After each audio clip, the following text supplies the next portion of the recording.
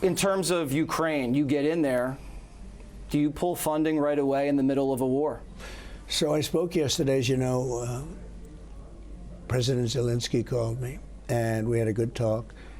And I said, we got to get this war over. This is a war machine. You're facing a war machine. That's what they do, is they fight wars. They beat Hitler. They beat Napoleon. They're fighting a war. And the spring offensive never happened. And I hear they had millions of mines put down, and they had thousands of army tanks, meaning the Russians. And I said, we've got to get this war over with. A lot of Russians being killed, but a lot of Ukrainians being killed. It's a whole mess. Should have never happened. Biden should have never allowed this to happen. This was an easy stop. This was zero chance of happening. And it didn't happen for my 4 years. You know, it would have happened. It didn't happen. And President Putin would have never done it. Never, ever. Two reasons. Number one, the oil prices were low. I kept them low. I kept gasoline low. I kept oil low. And he wouldn't have had the money to prosecute. As soon as these guys came in, the oil went to almost $100 a barrel, which is double what it should be.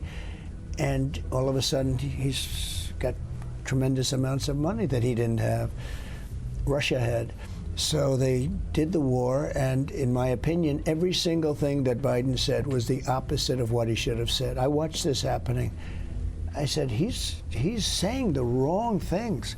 He's saying absolutely the opposite of what he should be saying. I think one of the reasons Putin went in is because when he saw Afghanistan, the way we got out, not that we got out, I was going to get out. I would have been out sooner, but we would have been out with dignity and strength. When people saw that, like Putin, like President Xi of China, strong guy, strong man, when they saw that, Jesse, they said, this is our time. And that's why he went in my opinion, that's why he went into Ukraine. I mean, he went to Ukraine when he saw how bad we were with Afghanistan. He said, these people are incompetent. Right. They don't, and we do. We have incompetent leaders, but we have great, because I defeated ISIS in a very short number of weeks. Yeah. And they were fighting them for years. We have great military, and they're not woke. They're not woke. No. Because I have generals in there that are great, not the ones on television that you see, that you hear, the Milleys and the Mattises. We have great generals. These are not woke people. And we have great military, too. And they're not going to be woke. Look, we're going to win. We got to win. Are we going to be able to end the Ukraine war in 3 weeks? Well, like the president said, Jesse, the best way to stop a war is to prevent a war. And one of the real interesting things is, you know, I always talk about how the world actually respected President Trump, and all these crazies in the media say, no, that's not true. I sit in classified briefings in the United States Senate without revealing state secrets. People were terrified that if they got too out of line, that President Trump would actually hit back and hit back hard. That's the way you establish deterrence. Okay, now we've already got a war. You've got to be willing to engage in diplomacy and do the things that need to be done. I think President Trump did that better than anybody. So it really just requires leadership. And people, I think a lot of Americans who aren't maybe decided are saying, well, how do we get from 4 years of President Trump where we had a relative calm and stability all over the world, and now it's like every continent now has a new conflict? And the answer is, you went from a guy who knew what he was doing to Joe Biden. And whether it's Joe Biden or somebody else, it's going to be the same policies, the same staff, the same diplomats. We need to completely change course and change direction. That requires us to elect President Trump. American hostages still in there. Gaza? It should be a scandal. It should be the biggest scandal in the country. We have Americans, not Israelis. Of course, we wouldn't get the Israelis. American citizens being held by terrorists. The president seems not to care about it. Hostages in Russia. Evan. We're going to get them all back. How? I'm going to make a phone call. We're going to get them back. We're going to have them back fast. What's your plan for AI? Well, we're going to be big for AI, but you know, AI requires unbelievable amounts of electricity. Absolutely. You know this. Do you know we need twice as much electricity as we currently have in our country for AI, but the environmentalists won't let you produce it? They want wind. The wind is blowing today. The whole thing, it's the most expensive hoax in the world. The wind, it kills our birds.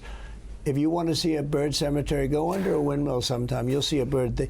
You know, if you shoot a bald eagle or an eagle of any kind, they put you in jail for 2 years. Go under a windmill, see how many eagles are under there. Nobody goes to jail. they say the environmentalists like them. I don't know what's to like. It ruins everything, and it's the single most expensive form of energy. And then, by the way, every 9 years you have to replace them. They're falling apart off the coast of Nantucket. Shut down all the beaches right now. These are mechanical machines. You know, people think, oh, we built them, but you're going to have to replace them, and especially the ones in the ocean. The salt water just absolutely eats through the steel like it's nothing. Anyway, we have a lot of things to do, and we can do it. We'll do it fast, and we do it with common sense. You know, I call it the party of common sense, because 90% of the things we've talked about over the years, common sense. Like, we don't want all electric cars. You want an electric car, it's great, but not everybody wants an electric car. They want to go far. They don't want to pay China, or they don't want to pay too much because an electric car is more expensive. Does Elon Musk hate it when you bash electric cars? Well, I love Elon, and I have to tell you this about this. He endorsed me. He announced he's giving me $45 million a month, and yet I'm against certain electric cars. I love electric cars for people that want them, people that don't want to drive across the country, people that don't want to go long distances. You'd have to stop too much. But if you go back and forth or whatever, I think they have a great place. And here's the thing with Elon, it's amazing. And I keep waiting.